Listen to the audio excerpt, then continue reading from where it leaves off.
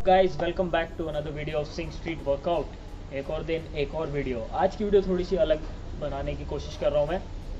आज डेडलिफ्ट कर रहे थे हम, तो मैंने सोचा कि आप सबको बताया जाए कि बहुत से लोगों के मैसेजेस आते रहते हैं रेगुलरली कि डेडलिफ्ट कर रहे थे और बैक में पेन शुरू हो गया। तो आज मैं आपको ऐसे टॉप 5 रीज़न्स बताऊंगा, कुछ वर्कआउट वगैरह नहीं, सिर्फ टॉप 5 रीज़न्स। बहुत ही जल्दी वीडियो को एंड तक देखें, चैनल को सब्सक्राइब करें, वीडियो को लाइक करें, कमेंट करें।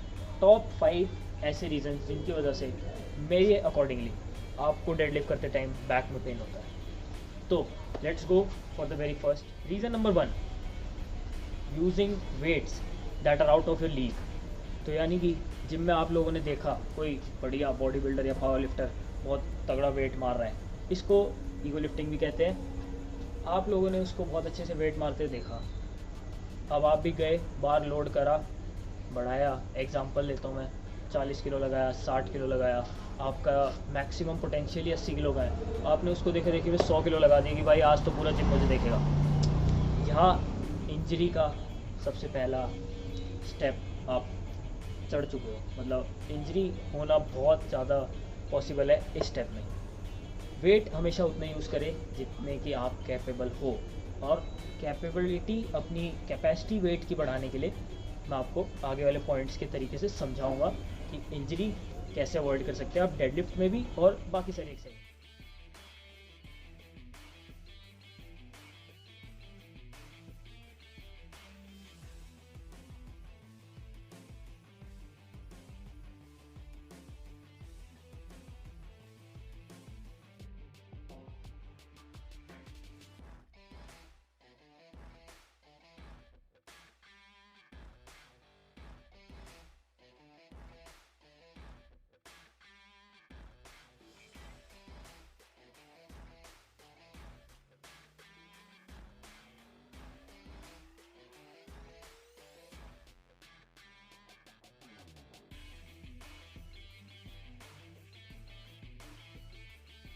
दोस्तों, पहला रीज़न मैंने आपको बता दिया है कि डेडलिफ्ट में इंजरी क्यों होती है। दूसरा रीज़न उसी से कनेक्टेड है। जब आप इतना ओवरलोड करोगे अपने आप को कि जितना आपके में हिम्मत ही नहीं है, जितना आपके बस की नहीं है वेट उठाना, आप उतना उठाओगे तो ऑब्वियस ही बात है कि आपकी फॉर्म ख़राब होएगी होएगी। ठीक है, तो रीज़न नंबर 2 है बैड फॉर्म। अब बैड फॉर्म क्या होती है, ये सबके लिए अलग अलग है। मतलब मैं ये नहीं कह सकता जो मेरी अच्छी फॉर्म है वो आपके लिए भी अच्छी है, या जो आपकी है वो किसी और थर्ड पर्सन के लिए भी अच्छी है। डेडलिफ्ट, स्क्वाट्स, इन सब में सबके लिए एक परफेक्ट फॉर्म होती है जो आपको खुद ढूंढनी होती है, कि मतलब जिसमें आप सबसे ज़्यादा सेफेस्ट फील कर रहे हैं। लेकिन अगर आप बहुत ज़्यादा वेट उठाओगे तो उससे आपकी फॉर्म हो सकता है ख़राब हो, और उससे आपको बैक में इंजरी हो सकती है। ये था रीज़न नंबर। तो गाइस बढ़ते हैं तीसरे रीज़न की तरफ, जिसकी वजह से आप लोगों को होता है बैक में दर्द डेडलिफ्ट करते टाइम। वो है लैक ऑफ कंडीशनिंग। तो गाइस, आप लोगों ने सुना होगा कि मसल की कंडीशनिंग अच्छी होनी चाहिए, कंडीशनिंग होती है, कंडीशनिंग एक्सरसाइजेज, ये सब आपने सुना होगा। लेकिन क्या आप इनको अप्लाई करते हैं अपने वर्कआउट में? यानी कि बहुत से लोगों को पता ही नहीं है कि कंडीशनिंग क्या चीज़ होती है। तो बेसिकली एक मसल की वेट उठाने की कैपेसिटी उसकी कंडीशनिंग डिसाइड करती है। कि अब एक न्यूबी है जिसको अभी जिम में गए हुए 1-2 महीने हुए हैं, और एक बंदा है जो 8-10 साल से लिफ्ट कर रहा है। दोनों की मसल की जो कंडीशनिंग होएगी वो बहुत डिफरेंट होएगी, मतलब बहुत अच्छी होएगी उसकी जो बहुत पुराना लिफ्टर है। तो अब आपकी बैक में इंजरी इस वजह से भी हो सकती है कि आपकी बैक की कोई कंडीशनिंग ही नहीं है। अभी आप बिल्कुल नए नए जिम में गए हो, आपने कभी कोई एक्सरसाइज पहले करी नहीं है, सीधा आपने डेडलिफ्ट उठा दी और पट हो गया काम, बैक में दर्द हो गया। और कई लोगों के तो लाइफ टाइम दर्द हो जाता है, फिर वो डेडलिफ्ट करना भी छोड़ देते हैं। तो दोस्तों, कंडीशनिंग करने के लिए काफ़ी सारी एक्सरसाइज करना बहुत ज़रूरी है। लोअर बैक की कंडीशनिंग एक्सरसाइजेज, और आपके ग्लूट्स की, हैमस्ट्रिंग की, लेग्स की, ट्रैप्स की, सारी चीज़ों की कंडीशनिंग अच्छी होनी चाहिए।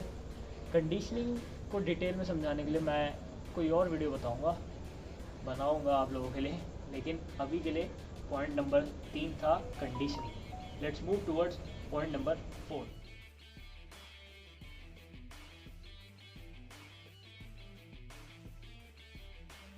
बढ़ते हैं रीज़न नंबर 4 की तरफ, रीज़न नंबर 4 काफ़ी टेक्निकल है, इसके लिए आपको बहुत टाइम लगेगा, लेकिन ये एक मेन रीज़न है जिसकी वजह से लोगों को डेडलिफ्ट करते टाइम या स्क्वाट करते टाइम, पर्टिकुलरली डेडलिफ्ट की बात कर रहे हैं आज हम, तो मैं उसी कॉन्टेक्स्ट में बताता हूँ। डेडलिफ्ट करते टाइम लोगों को इंजरी होती है, तो वो है पुअर ब्रेसिंग। अब ब्रेसिंग आप लोगों को शायद नहीं पता होगी या पता भी है और कई लोग करते हैं, मैं उन लोगों की बात कर रहा हूँ जिन लोगों को ब्रेसिंग के बारे में नहीं पता। तो ब्रेसिंग एक्चुअली होती है कि आप अपने कोर और स्पाइन और पूरी लोअर बैक के मसल्स को किस तरह से यूज़ करते हैं ताकि वो नेचुरली कंप्रेस्ड रहे, नेचुरली टाइट रहे और आपको इंजरी से प्रोटेक्ट करे। अल्टीमेट कहने का मतलब ये है कि अगर आप ब्रेसिंग नहीं कर रहे तो आपकी राउंड बैक हो सकती है, मतलब लोअर बैक राउंड हो सकती है, जिससे इंजरी हो सकती है। अब इसमें भी बहुत सारे अलग अलग केसेस हैं कि कुछ लोग कहते हैं कि राउंड बैक से इंजरी नहीं होती, राउंड स्पाइनल फ्लेक्शन और आप कर सकते हैं उसको।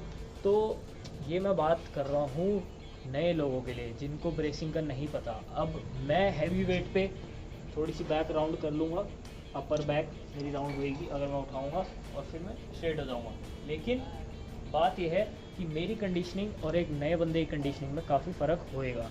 ठीक है, अब ब्रेसिंग में हमने कहा कि आपको अपना ये रीजन टाइट करना है और स्ट्रेट रहना है, बैक को स्ट्रेट रखना है, फिर लिफ्ट करना है ग्राउंड से। ठीक है, तो ये कोई एकदम पत्थर की लकीर नहीं है कि आपकी बैक राउंड नहीं हो सकती या राउंड बैक इंजरी ही करती है। ये एक रीज़न है, ये एक वन ऑफ मैनी कारण है जिसकी वजह से आपको बैक में इंजरी हो सकती है डेडलिफ्ट करते टाइम, वो है ब्रेसिंग। तो आपको नेचुरली अपने कोर को और लोअर बैक को स्ट्रॉन्ग करना है इस तरीके से कि वो एक बेल्ट की तरह एक्ट करे। बहुत से लोग बेल्ट यूज़ करते हैं लेकिन यूज़ करने के बाद वो सोचते हैं कि ब्रेसिंग वगैरह कुछ नहीं होती, लेकिन बेल्ट के साथ साथ ब्रेसिंग करना बहुत ज़रूरी है ताकि आप एक स्टिफनेस, एक टाइटनेस क्रिएट कर पाएँ। अगर टाइट नहीं रहोगे, जहाँ टाइटनेस छूटी वहाँ इंजरी हो सकती है। तो ये था पूर ब्रेसिंग का एक ब्रीफ, एक शॉर्ट में आपको मैंने समझाने की कोशिश करी है। अब बढ़ते हैं पाँचवें रीज़न की तरफ। पाँचवा रीज़न एक बहुत ही कॉमन मिस्टेक है जो हर कोई करता है अपने लाइफ टाइम, ट्रेनिंग के लाइफ टाइम में, जो आपने भी करी होगी, मैंने भी करी है। वो है वार्म अप ना करना, या अच्छे से वार्म अप ना करना, या फिर जल्दी जल्दी में वार्म अप करना। ये एक बहुत बड़ा रीज़न हो जाता है लोगों की बैक में इंजरी का, डेडलिफ्ट या कुछ भी करते टाइम, कि वो एकदम कोल्ड बॉडी है, सीधा गए बारबल पे लोड करा और दैट पैड शुरू हो गए। अब वार्म अप आप किसी भी तरीके का करें, डायनेमिक करें या स्टैटिक करें, स्टैटिक ज़्यादातर एक्सरसाइज की बात करते हैं, पर डायनेमिक वार्म अप आप कर सकते हैं। डायनेमिक वार्म अप के लिए वीडियो कभी बना देंगे आप लोगों के लिए, लेकिन डायनेमिक वार्म अप आप कर सकते हैं अपनी बैक के लिए, अपनी पूरी बॉडी के लिए, ताकि वो लोड उठाने के लिए रेडी हो जाए।